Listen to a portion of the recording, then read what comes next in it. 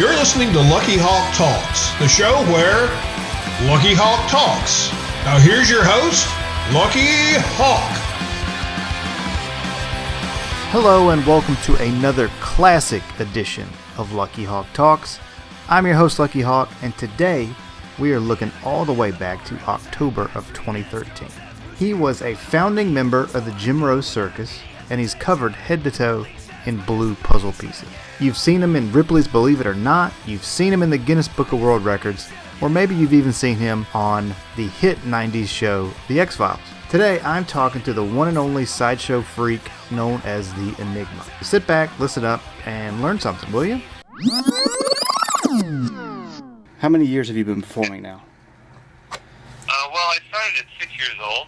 I was at the Puyallup Fair in Washington State years ago, and it was my mom's, idea to give us something that she didn't have, which was, music lessons. She wanted to be a music teacher, but her father wouldn't let her.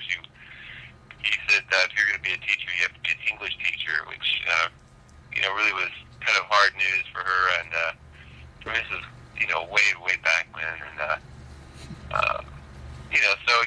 mother always wants to give her kids something that they don't have, When did your act go more towards the sideshow? Well, I spent most of my life in the backseat of a car going back and forth to private lessons, living off comic books and casseroles. I had piano lessons, flute lessons, singing lessons, dancing lessons, just for an appreciation of the arts, as my mom would say. And then when I was 15 years old, after going to school and exchanging dreams of boundless grandeur for realities of very little worth, I stumbled upon sideshow. And here was real magic. This is when everyone believes one thing and you show them another. The truth appears as magic. Obviously, anybody that meets you knows that you like tattoos. That's a given. What was your first tattoo? My first tattoo I got when I was 20 years old. This little doodle I used to do on my high school papers. And then I thought, hey, how can I improve my act? I wonder. See, I guess maybe I could be a different color. Huh? That's cool. How would I do that? Well, I guess I could use lighting, and then I was lighting rigs are different all the time. And then I thought, well, what if I paint myself? No, it'd be all gooey and sticky and gross and stuff. Wait a minute. What if I tattooed my entire body? Wow, I'd pay to see that. And so then it was just a matter of how do I get there. And then I was on tour, of course, that Lollapalooza sideshow back in '92 and such. And eventually I got all of the lines done in January of '93. It was the only month off I had before I was continuing touring. And since then I've had over 250 artists around the world, everywhere from South Africa to Switzerland, all wanting a piece of the action, all donations to the Enigma. How many hours do you think you have worth of tattoos? Gosh, that'd be really hard to say. I mean, I really don't count my life in hours. It'd be like asking how many hours I sat at the dinner table last year. Mm-hmm.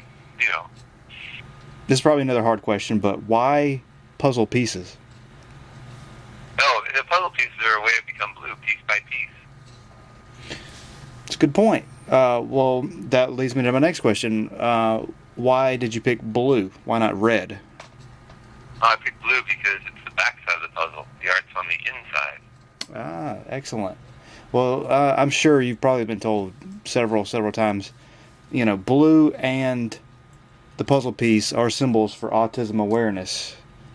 Yeah, I don't really charge them residuals for that, or Microsoft Word for that matter. But they're out there. Would you do any charity work for the autism awareness? I love having a job, no matter what. Excellent.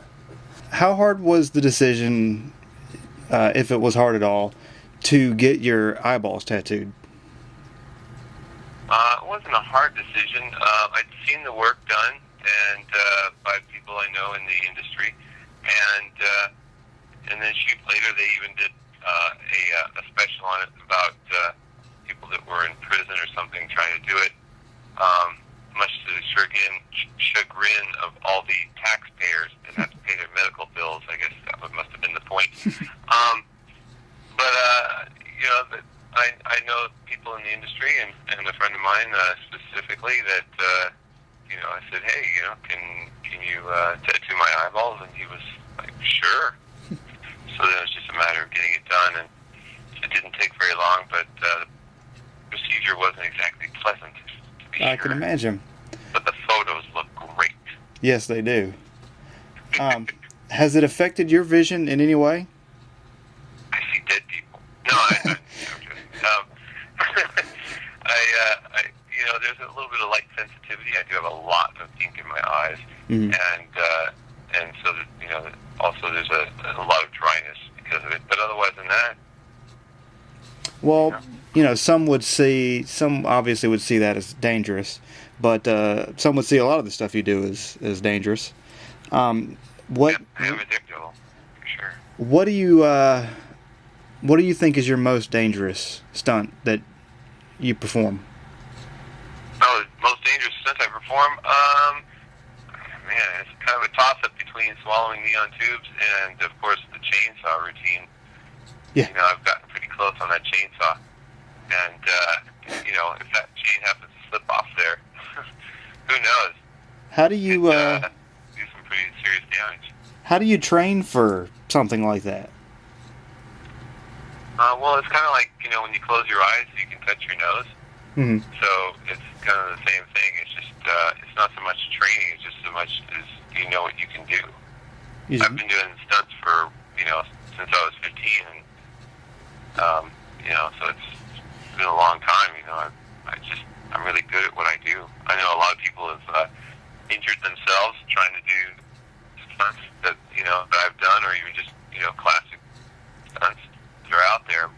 I just seem to have a kind of a knack for, perhaps it's my critical thinking, but I think a lot, and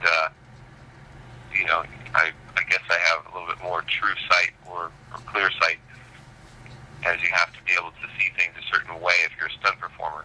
If you're a magician, you're thinking more about the flash, the appearance of what you do, but as a stunt performer, Well, your performances have, obviously made you very popular, famous. You were on the X-Files, after all. What was your time like on the X-Files? It's off the coast of Vancouver, Pacific Ocean, just a little piece of leather, on, and at the scene where I eat the creature, it snowed like an hour later.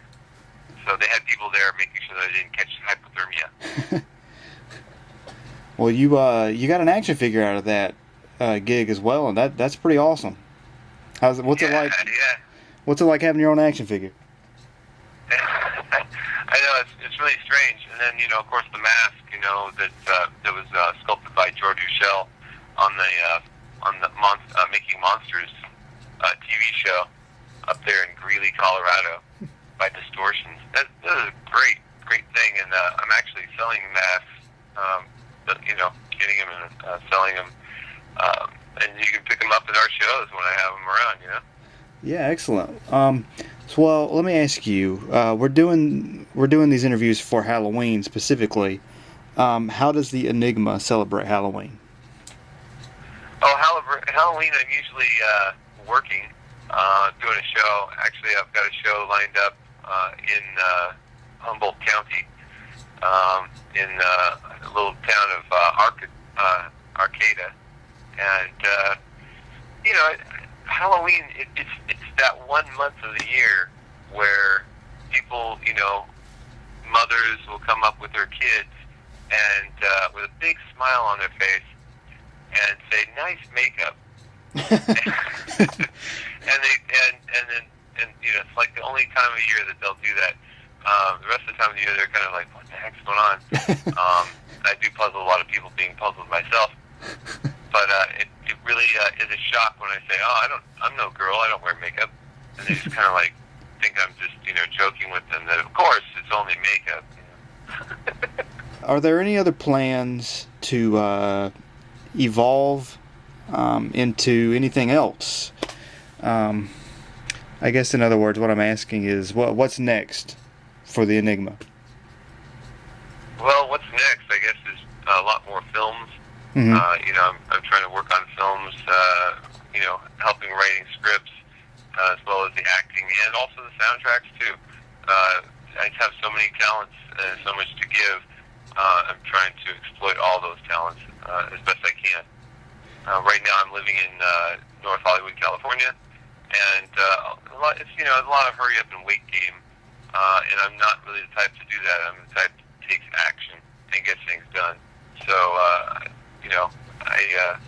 I got a lot of people that want to work with me, and it's just a matter of figuring out when and where I can get everything done to the maximum I can. Now, what, as you mentioned, you're also a talented musician. What are you working on now, specifically, in the world of music? Well, right now, I have a website up. It's Death Devils, and with 3's for E's, and that's my side little electronic project. I am sponsored by Hell Guitars, and the music I'm trying to work on is like, I don't know, I'm taking a lot of my old stuff and I'm putting it up at 220, which is really fast, and then I think it's going to be some sort of like, techno death metal, which, death metal people and techno people don't really get along, but I think they'll all come together for this. It's just going to be too crazy. It's going to be just amazing. Well, I like both of those, so I can see that happening. Yeah, sure. Everybody loves Death Clock and Metalocalypse. And then, everybody loves Skrillex, so I think the power of the two together, it's going to be awesome.